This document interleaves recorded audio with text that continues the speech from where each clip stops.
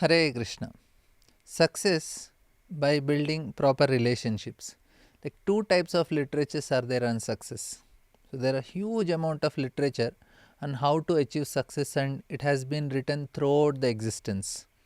Now this literature falls into two broad categories. The first category is more common, like the words of Dale Carnegie, which tells us how to behave in certain situations to achieve a desired results. Say for example, if you need something from some person, you might ask them about their hobbies, listen attentively and pretend to be interested even if you don't care.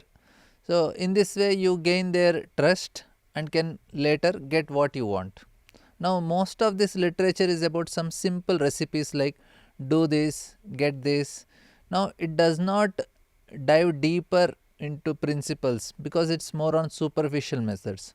Now basically the ability to success ultimately depends on the qualities of a person, not on this external behaviors, patterns or pretense.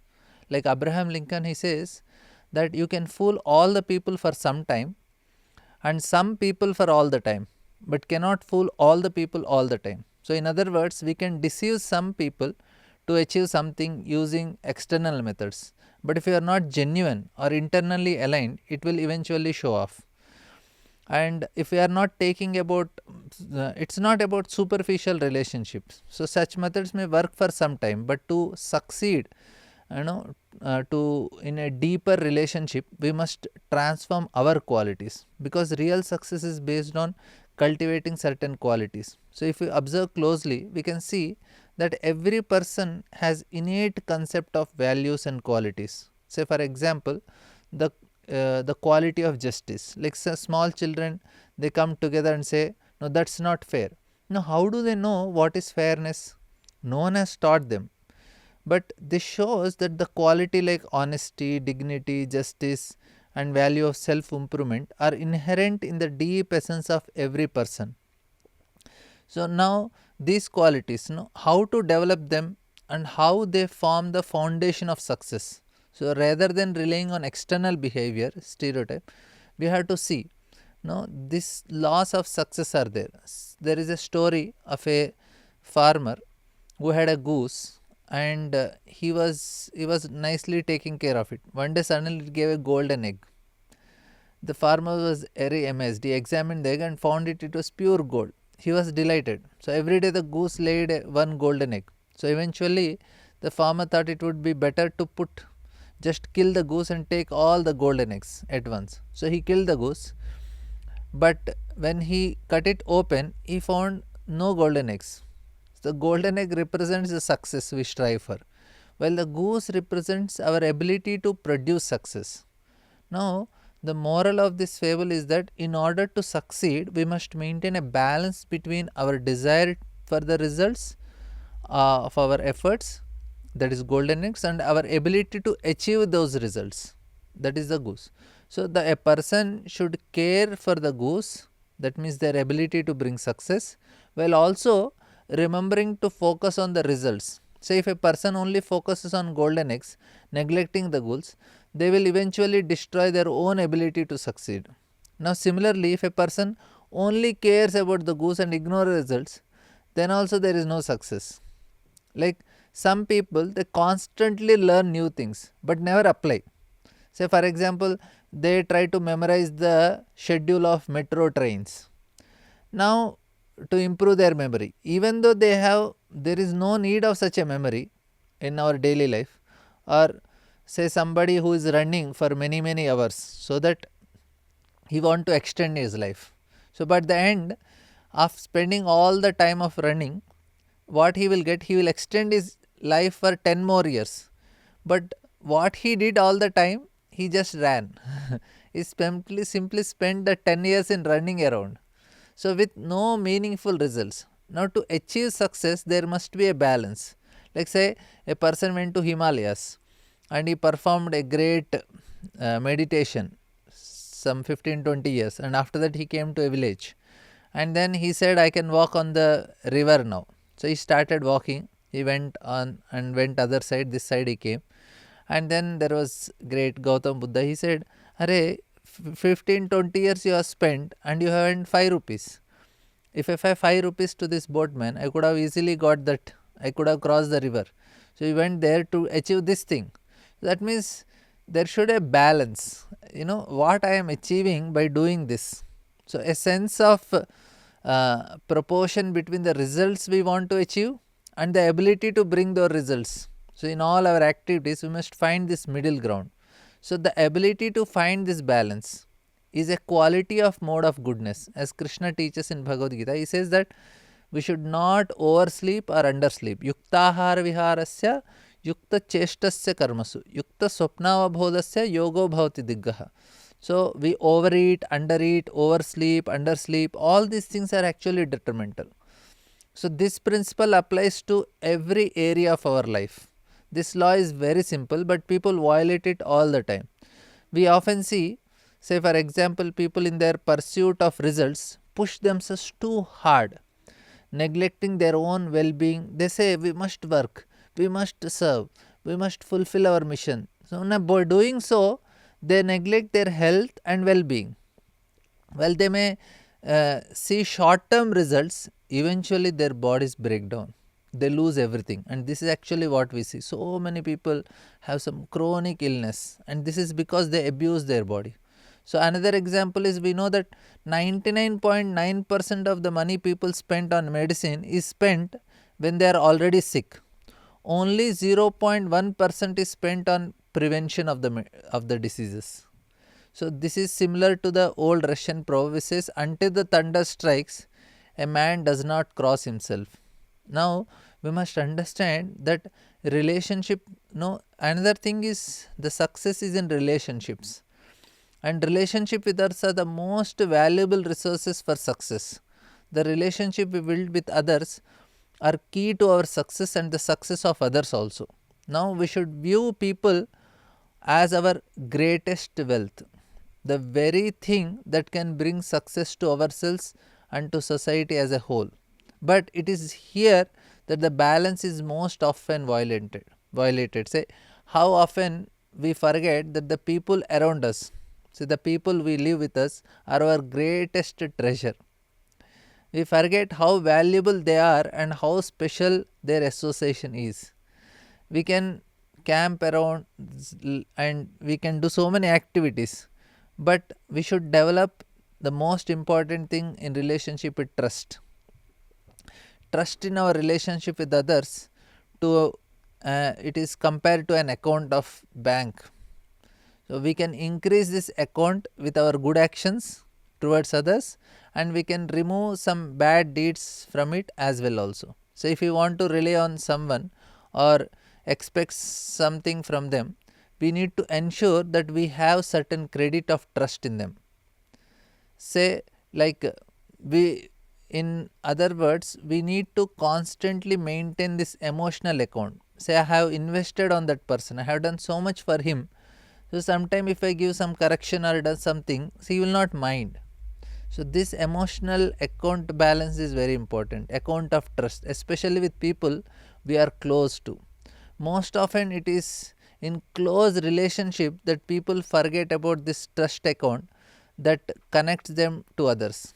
This happens most frequently within families. So very often people forget that they need to constantly maintain this trust in each other.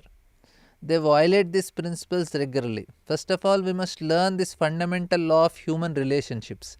We must constantly make deposits in the trust account of another.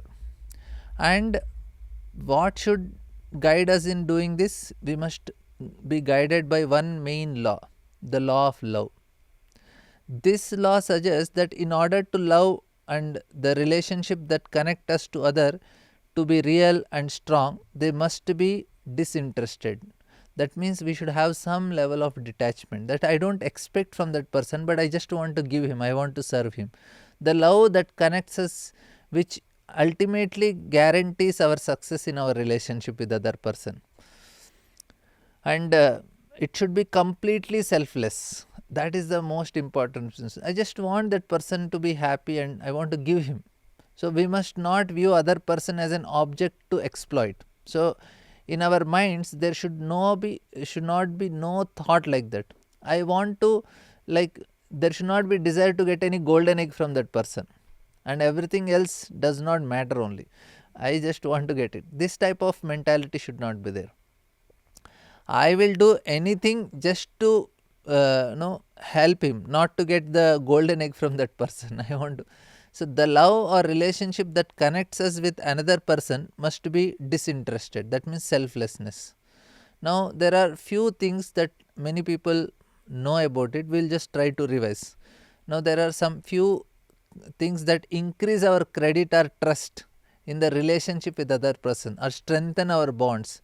So there are 7 things that decreases this credit potentially or damages the relationship, if you know, and we will try to see, so that we can establish strong and positive relationship with others. Or like if we violate these principles, we will find ourselves lonely in the end. Now, like, what are these things? First is provide small services. So the first and most important principle is that we must never forget to provide small services. Do some small kind deeds and show basic politeness towards others. If we want to build good relationship with them, sometimes people believe that they are beyond all these things. They don't need all these things. They neglect worldly politeness. It is not actually correct. We must think that since they have there is worldly politeness of saying thank you, please, they are very much important. It is very important basic principles we need to follow and understand that the relationship, it makes a big difference actually. Little things hold great significance. If we neglect someone or constantly treat them rudely, we must know that we are taking a little bit away from our trust account. Eventually we may find ourselves with nothing in that account, even though we may think of these small things as insignificant. Moreover, if you interact with someone regularly but fail to consistently make deposit into their trust account, that account will gradually diminish. Even if we have a positive relationship from the start, we cannot assume that small gestures like a few pats on the back or smile or are enough. These are enough to establish a lasting trust. Now the law is very simple. If we communicate with somebody regularly, we should make a small deposit into their account every day. We should do something good for them every day. Say some kind words or smile or encouragement, etc. So this is actually very important. And conversely, negative things like neglect, rudeness or unpleasant behavior will poison the relationship. We should never forget or neglect these small things. If we live closely with someone, we must constantly invest in their trust. And in the end, nothing terrible will happen if we smile once more. But this act will be meaningful contribution to the person's trust in you, and eventually that may be able to help us when we need it most. So this is the first principle. And now the second one, always keep our promises. So the second principle is very crucial. We must always keep our words. If we promise something to someone, we must fulfill that promise. This is very important principle. If we think others should forgive us for breaking promises, we must, it's a mistake. Like it happens with me also many times. But it is actually, it's a karma also. Like when we break, what happens is we become weak internally.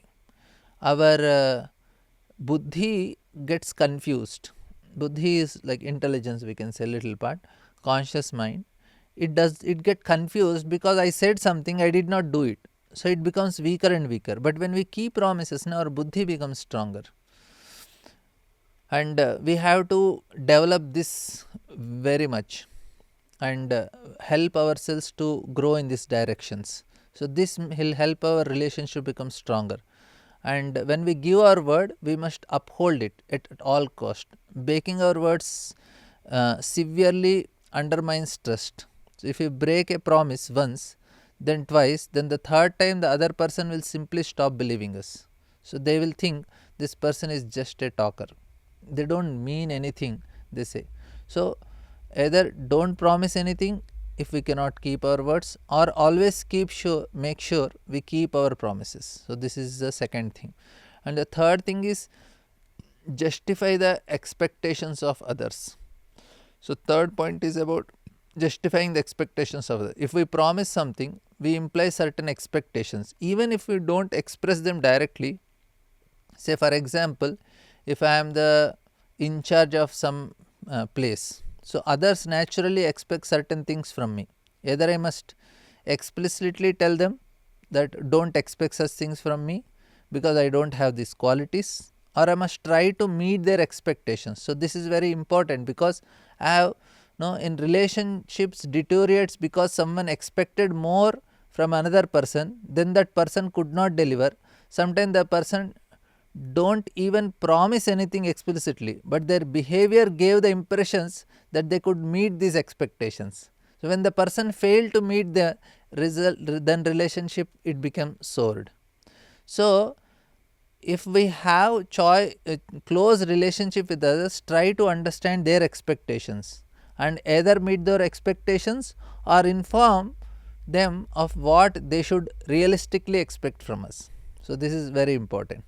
Now the fourth one is protect the reputation of others in their absence. The fourth point is another important principle. We must protect the reputation of others when they are not around. We must never speak ill of someone, behave behind their back. So this is a very harmful habit. In Manu Samhita also it says that speaking poorly of someone in their absence is one of the manifestations of our tendency towards sensual pleasures. Sometimes people, they are born, they have this mentality, they over gossip, thinking they have formed a close connection by speaking poorly of others. But however, what really happens is that each person is undermining the other's trust, because in their minds they begin to wonder, what are they saying about me when I am not around? So I am hearing about, say I am speaking about negative about third person to you, so there will be doubt in your mind that, oh, if I am not there, then this person may speak about me also like that. On the other hand, if people speak ill of someone in our presence and we respond it, there are these those are important things we are saying. Why not go to the person and speak to them directly? So if it is really important about the third person, we should speak. Then we will gain that person's trust. Then we will know that if we truly care about them, we will speak directly to them rather than gossiping behind their back. So this is very important point to remember. If we catch ourselves speaking ill of someone, we should bite our tongue. We are harming our own relationships, right? Now the fifth one is be willing to ask for forgiveness. This point of willingness to ask forgiveness, even if we don't think we are at fault. If we feel that someone has been offended by us, but you believe it was due to a misunderstanding or a trivial matter, don't hesitate to apologize. Sometimes people are blinded by their sense of being right, very righteous person. But what good is being right if in the process we offend someone? If you have offended someone, don't delay in asking for their forgiveness. Don't put it off. As soon as we sense any tension or misunderstanding, address it immediately. So this is especially important in close relationship. It is much more easier to resolve things right away. We tend to postpone things because it is uncomfortable. But when a conflict grows, it becomes much harder to fix it. But if we are proud of our or arrogant, our relationship will deteriorate because we don't notice how others react to our actions. So that is the problem. Now the sixth one is be willing to listen to feedback. Now the sixth point is our willingness to listen to others' opinion about us with gratitude. Like none of us enjoy listening to critics. They give feedback, but what do most people do when someone criticizes? Like I had many times this feelings, but slowly understood they are actually the real friends for me. Because of them, I am making some advancement, I am making improvement in my own understanding and my own qualities or my own services. They say, what we feel is, who are you to tell me? We often believe that we have many good qualities and just a few flaws. We think that others should ignore those minor flaws, but in reality, others can often see our shortcomings more clearly than we can. So, an ordinary person may try to hide their flaws from others, but the truth is that we are deceiving ourselves. Everyone can see the flaws we are hiding. Therefore, we must not be afraid to listen to others' opinion. And no, we should ask, what do you think of me? At least once a month, it's an essential to be open to feedback, especially from someone we can trust. And we must create an environment where the person feels comfortable being fully honest with us. If we take the time to listen to the and reflect on their feedback, we will build a strong relationship with the person. But if we discuss their feedback or we dismiss their feedback or retaliate, we will damage the relationships. Now the last one is, be willing to listen and understand others. So this is very important.